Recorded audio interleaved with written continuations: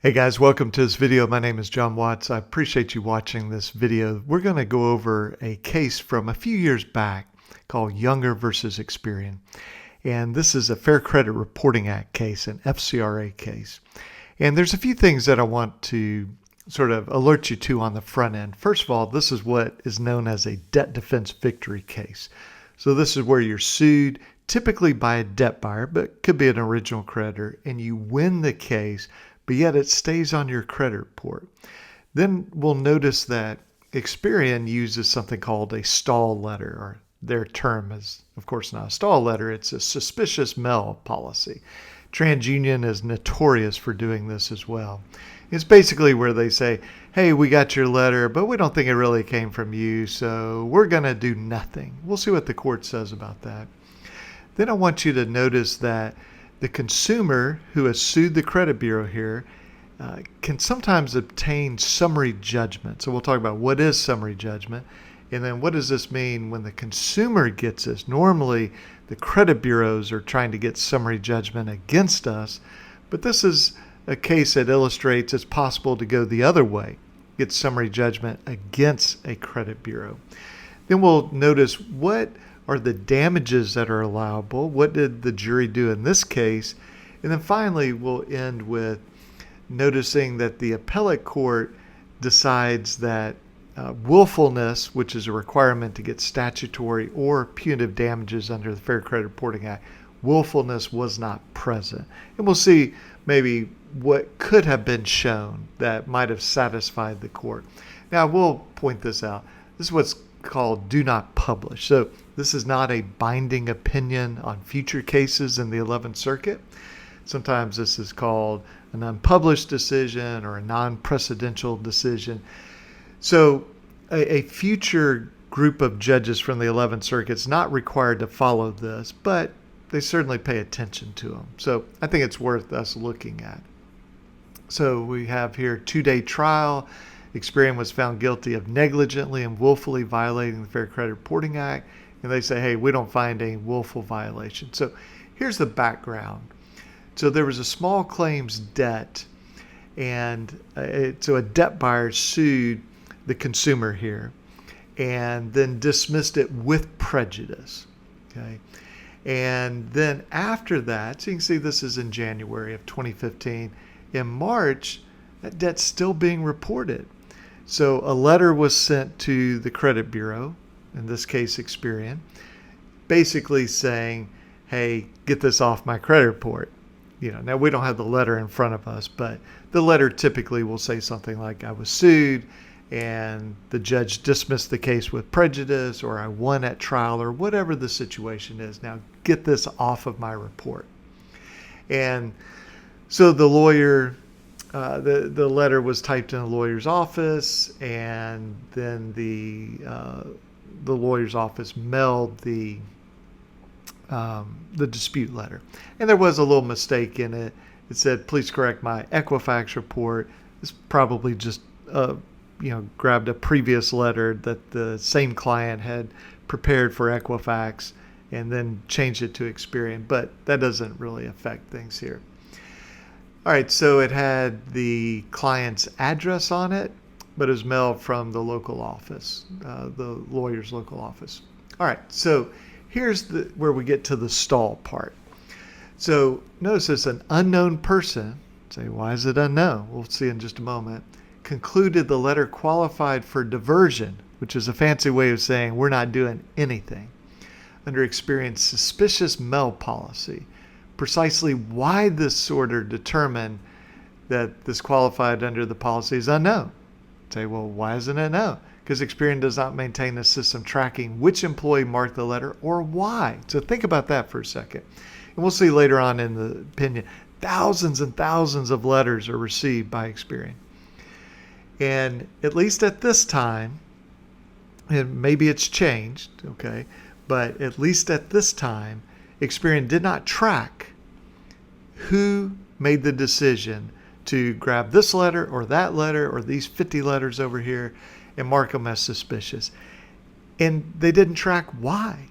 It's just, well, somebody was following our policy and marked it as suspicious. Okay, so here's the stall letter or the suspicious letter. We received suspicious request to do you a favor. We won't be initiating any disputes. Now, the court's going to speak to that because that's not proper. So Experian did nothing, and so it did not reinvestigate within 30 letters. That's the requirement under the law. 1681I is you must reinvestigate within 30 days. Now, the reason it's called reinvestigation seems kind of odd, right? If it's your first dispute letter, it seems like that would just be an investigation. But theoretically, when the data first arrives, for example, at Experian, they are supposed to investigate that data before they ever lay it on your credit report. Now, this really comes under Section EB, which is also known as maximum possible accuracy. And that's not really the focus of this case. But when you send a dispute, then the requirement is to investigate again or reinvestigate. And it says the consumer did not phone Experian as suggested in the letter. And this is something the credit bureaus love to argue. They go, well, we sent you this, stall letter is what we call it. And it told you had to call and you didn't call us. And so therefore, this is your fault. But notice what the court said. Although his decision not to call Experian did not affect Experian's duty to reinvestigate. Well, why is that, court? Because it attached, that duty to investigate attached when it received his request. That's it. When a credit bureau receives your request, they must investigate.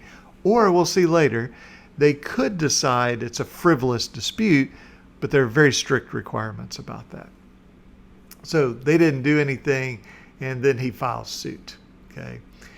And so then there's summary judgment. So this is the third point I want you to see. So first point is, what is a debt defense victory case? Second point, what is a stall letter, the suspicious mail policy?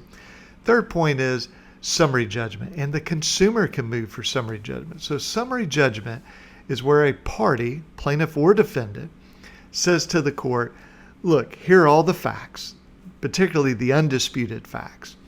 And these undisputed facts show clearly that I am supposed to win. And so there's no reason to have a jury trial. You could think of it this way. You can summarily enter judgment in my favor. Okay. So normally this is something the defendant would use. For example, Experian. They'd say, hey, there's no way that we're guilty. No reasonable jury could ever find against us. There's no point in having a trial. Just summarily enter judgment in our favor. Well, they certainly asked for that. But the consumer asked for it, but only on liability. Okay. So what is liability? Liability is fault. So when we have a lawsuit, we prove liability, the defendant did something wrong, and then we prove damages.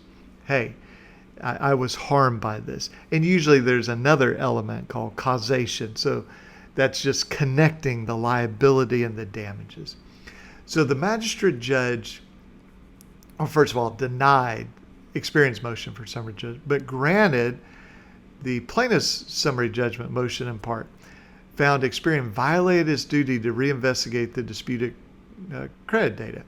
In other words, court held Experian was negligent in not following through the letter and reinvestigating. And remember this, even though they sent this stall letter, it does not affect their obligation to reinvestigate. Okay, so then this says Younger would still have to prove causation. So that is, okay, Experian did something wrong. We all understand that. But did that cause you any damages? And then you have to prove damages. But the court found a breach of the statutory duty to investigate. So again, out of those three things, liability, in other words, you did something wrong, causation and damages, the court said, yep, Experian did something wrong. Now let's see if you can prove damages and damages that were caused by that violation. So the court held no reasonable fact finder could find the March 30 letter presented anything to suggest it was not from plaintiff. Letter triggered Experian's duty to conduct a reinvestigation. They failed to do so. Okay. Then there's going to be a lot of discussion about previous settlements with Experian. We're not going to spend much time on this. All right. So court points out very short trial. So you select a jury, let's say on a Monday, and then it was done. The case was done by Tuesday at lunchtime. And so we have only the plaintiff and Experian testified. And So let's talk about this suspicious mail policy. States a sorter, so that's somebody who physically is opening the mail. They look at it to evaluate each piece of mail for certain listed characteristics that might suggest it's not from the consumer. So maybe it's similar envelopes, or similar ink or font, or similar letter format, or hand-addressed envelopes with a typed letter. So you can see this is all things that they start listing, and you can read the rest of this stuff on here. And let me give you a little bit of background. So the credit bureaus, their argument is that they receive tons of letters from credit repair places, and that they don't have to investigate anything from a credit repair place. And they are just absolutely confident, adamant about this, and they're absolutely wrong. They do have to investigate letters that come from credit repair places. Now, if they decide that a letter, and they have to reasonably decide this, is frivolous, then they can reject the letter, but they have to explain that they've made this determination, and there are some time limits, 5 days basically. So what they're doing is, it's kind of funny, like we see this in our cases where they say, well, we deemed your letter to be suspicious because it wasn't mailed from the exact zip code that the consumer lives in. It's like, really? You credit bureaus think that nobody is allowed to mail a letter outside of their zip code? Everybody works, lives, and never leaves their zip code. It's an absurd argument, okay? Or they'll say, well, you used a mailing service. Well, tons of people use mailing services, particularly after COVID. You can go to like certifiedmaillabels.com. There's Letterstream. I mean, there's any number of places. And basically, you upload a PDF, and then they print it, and they mail it for you. You don't have to like print it and find a big enough envelope and fill out the green card. You just do all that online. It's super easy. It's the same reason we buy stuff from Amazon instead of always buying everything from Walmart or wherever we might normally go. And so then they'll say, well, the letter didn't appear to explain very well what was going on, so it's suspicious. And then the next time they'll say, well, the letter was too good. It looked too professional. It was too well put together. So that means it's suspicious. So when you boil it all down, basically the credit bureaus are just looking for an excuse, and they'll often just make one up, to reject a letter. Because let's say they get 10,000 letters a day, okay? Just take that number. Well, if they follow the law, they have to do 10,000 investigations. But what if they can reject 80% of the letters? Well, now all they have to do is send this form letter or a little postcard to you. It says, we think it's suspicious. Why don't you go online and dispute it? Because when you go online, it's usually difficult to attach documents, and it cuts down on the cost for the credit bureaus. And so they want you to do it online. They want to sort of pigeonhole you into, you're only disputing for this reason or that reason. So in my example, by rejecting 80% of the letters, now they only have to investigate 2,000 letters. So they save a lot of money. So it's all about money. You have to understand, everything the credit bureaus do, they make money. If they sell you a credit report, they make money. If they sell, you go apply to a car dealer for a loan, and they sell your credit report to the car dealer, they make loan. They make money. When companies report to them, they make money. It's only when they do investigations do they have to spend money. So this comes just strictly out of their profit, and they can't stand it. Okay, so that's why they have this incentive to just make stuff up and go, we assume it's suspicious. All right, so let's look here. So Younger twice cross-examined the corporate rep, once in his own case in chief and once during the Experian's case in chief. So what this means is the plaintiff goes first, okay? So the judge will say, call your first witness. Now, a lot of us typically will do this. We'll call the corporate representative, the person sitting there representing Experian or Equifax or whoever it is. We'll call them first as our witness. And sometimes the lawyers act surprised because maybe they haven't tried cases before and they don't really understand. They go, wait a minute, you can't call my corporate rep. It's like, sure we can. Get on the stand. And the judge will say, yes. Plaintiff can call whoever they want. And so that's what happened here is the consumer lawyer, very good lawyer named Whitney Sills, called Experian's representative and examined them. And then after the plaintiff rested, then Experian called their own witness back. And then that allowed for the consumer's lawyer to be able to cross-examine again. So that's what they mean here by twice. Elicited testimony that established Experian misclassified his letter, misclassifying pursuant to the policy, and they agreed. No characteristics raising suspicion. So think about that. They come into court and they go, you know what? You're right. There is nothing suspicious about this letter. Okay? And so we should not have flagged it as being suspicious.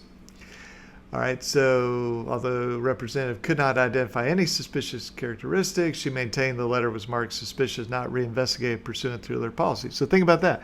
Here the representative saying, yeah, look, we marked it as suspicious. We shouldn't have done that, but we did everything right because once it's marked as suspicious and we have no idea why it was marked as suspicious, then we don't investigate. So see, we did everything right. It's a circular logic that you find with the credit bureaus. Okay, so Experian receives anywhere from 3 to 10,000 pieces of mail every day, but they only have 10 to 14 sorters. So let's think about that. I'm going to use simple numbers here. 10 sorters, if you have 10,000 pieces of mail, each sorter has to go through 1,000 pieces of mail. Let's assume that they're working, 8 hours a day? Well, let's make it 10 hours a day would mean they go through 100 pieces of mail an hour. So that's more than one a minute. So are we starting to see kind of the burden that they put on their employees and why there's this incentive, not only because Experian doesn't want to do the investigations because it costs them money, but also just you don't have time. I mean, if you got to go through, a letter, let's just make it simple, a letter a minute. Well, some letters will be 30 pages long, with attachments and everything.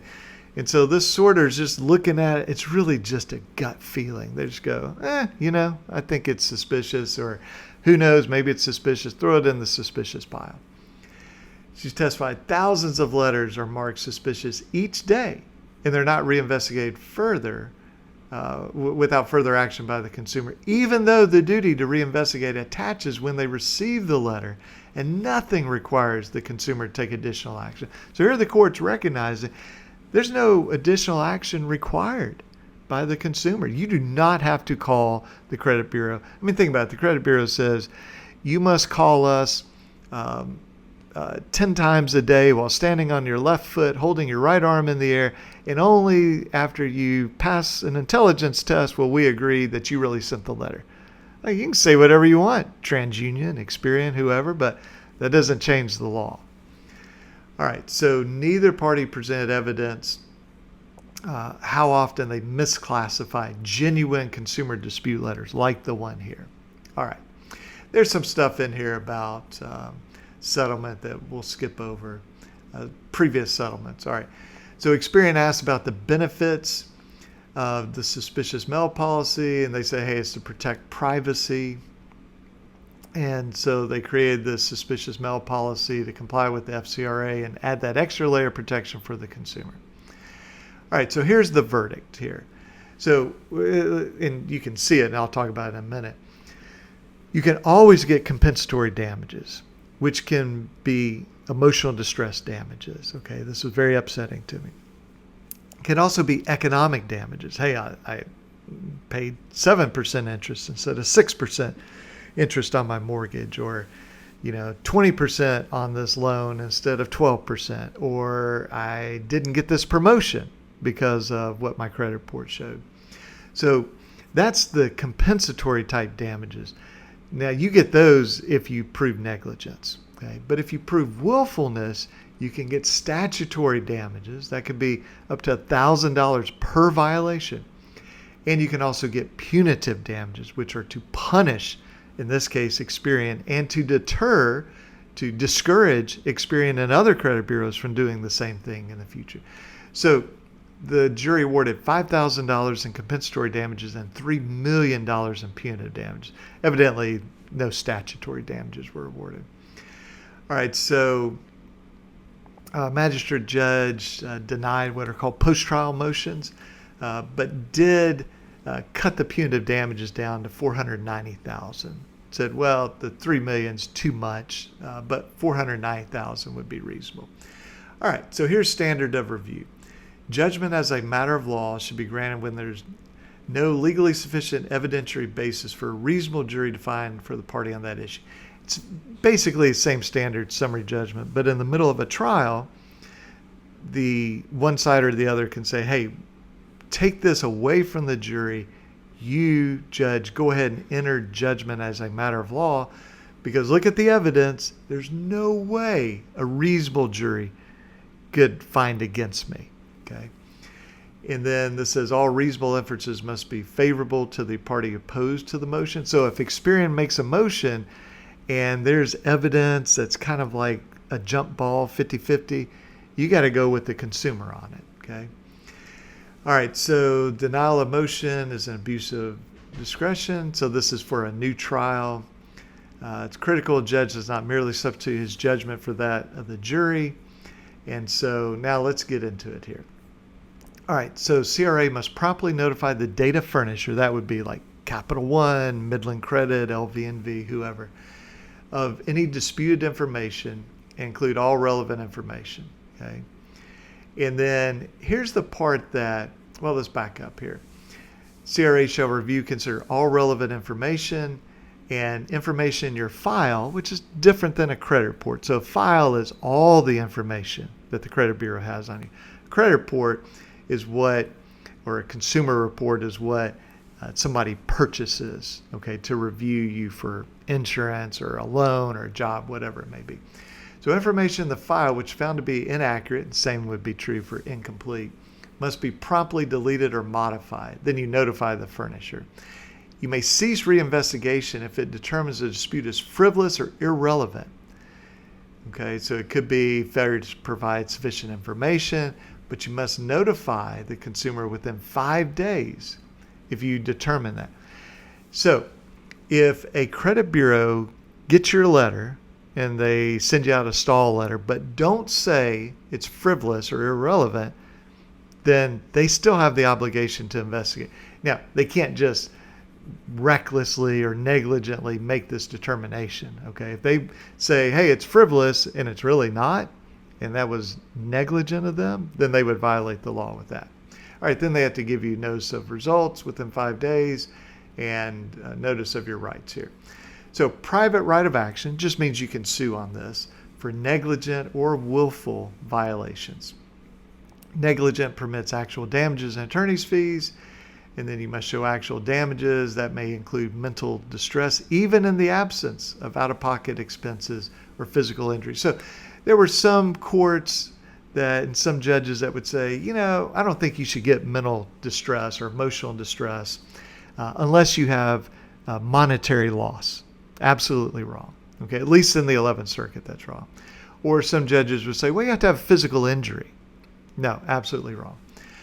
Okay, when it's a willful violation, you get statutory damages of $100 to $1,000 per violation. Very important. That's much different than the FDCPA, Fair Debt Collection Practices Act, where it is up to $1,000 per action. Okay, this is per violation. You get attorney's fees, costs, including punitive damages. Now, here's the test, okay, for willfulness. So it's not only knowing violation, so when they know what they did was wrong, but also reckless disregard. Okay, so a company's action is willful violation if it shows the company ran a risk of violating the law substantially greater than the risk associated with a reading that was merely careless. That is, a company acts recklessly when its conduct entails an unjustifiably high risk of harm that's known or so obvious it should be known. Okay. And this is a very important decision. We'll probably do a video on this, Carrington mortgage case. All right, so a company violates the FCRA, is more than merely careless, and has to be objectively unreasonable. Okay, So we conclude there's insufficient evidentiary basis to support the verdict. Although the corporate rep admitted that in addition to misclassifying and misclassified other genuine letters, nothing in the record suggests Experian does it so often that a jury could infer, draw the conclusion, that Experian ran an unjustifiably high risk of violating its duty to reinvestigate. No evidence of broad or systemic problem with suspicious mail policy. Then it says, look, just because a policy contains some broad characteristics, they employ few people, sort of large volume, misclassify an unknown number, cannot on their own establish that they ran this unjustifiably high risk. So what the court's saying here is, look, you've got to go get the evidence of how many other people they've done this to. Now, let me point this out. It's kind of a catch-22. A lot of times we go and we ask for this information, and the other side says, nope, you can't get it. So we go to a court, and the judge says, no, I don't think that that's relevant. And we go, well, if we're going to sustain a punitive damage award, the 11th Circuit's going to require this. And sometimes the judges seem to be a little confused by this because they go, well, no, I don't think that's right. Well, no, that's exactly what the 11th Circuit has said. We have to provide evidence of other people doing this, or we have to show it's just a flat out, improper reading of the law. Okay. Like if a credit bureau said, yeah, we're not going to investigate in 30 days, we're going to take 90 days. Well, you don't necessarily have to show anybody else dealt with that. It's just a flagrant violation. Okay. So FCRA imposed additional duty to guard against furnishing a consumer report for an impermissible purpose. So we cannot say that provide evidence. So the point up here is they're saying, well, it gives a little bit of support for them. And the court down here says Experian's actions had a foundation in the statutory text. That's language from the U.S. Supreme Court case called Safeco, even if the application was negligent. So the verdict cannot stand. And so they take away the punitive damage award. Okay. But again, we use these to say, okay, see, now the court has said we have to have this evidence, which means to the district court judge who's running the case, you have to allow us to get this evidence. In other words, we can't be required to prove something and then we're forbidden to get that proof. Okay. And so judges now are understanding this, I think, in a better light because there have been some 11th Circuit cases that have maybe clarified this. Okay. But now, like in 2025, absolutely clear, what the law is. Okay. So they also said, Experian goes, the emotional distress damages, not good enough. And he says, hey, I had some pre-existing injuries and stress and loss of sleep. And then here's the jury charge. You must decide, not speculation, amount of money to be awarded, such as mental anguish cannot be proved in a precise dollar amount, your sound judgment. And they say, we think the jury had support with what they did here for this $5,000 award. So I hope this is helpful to you to go through. Obviously, if you got into this point, you're interested in the Fair Credit Reporting Act and interested in court cases. So again, what we covered here was, what is a debt defense victory? That's where you're sued and you win, either dismissal of prejudice or a verdict in your favor, but yet it stays on your credit report. We talked about what is a stall letter, this suspicious mail policy. Talked about summary judgment and how the consumer, in the right circumstance, as here, can ask the court and the court can grant the entry of judgment on liability. So the jury is told at the beginning of the case, liability has already been established for negligence. Now, there'll be other things for you to decide, but the court's already decided Experian violated the Fair Credit Reporting Act. Great start to a case. Then we talked about damages. You get emotional distress damages. You can get statutory, willful. And then we talked about what's that standard for willfulness. So again, hope this is helpful, and I'll try to get us some more videos out here. Been buried in a lot of litigation, and so, but I'm going to take some time to do more videos in the future. Okay, guys, have a good one. Bye-bye.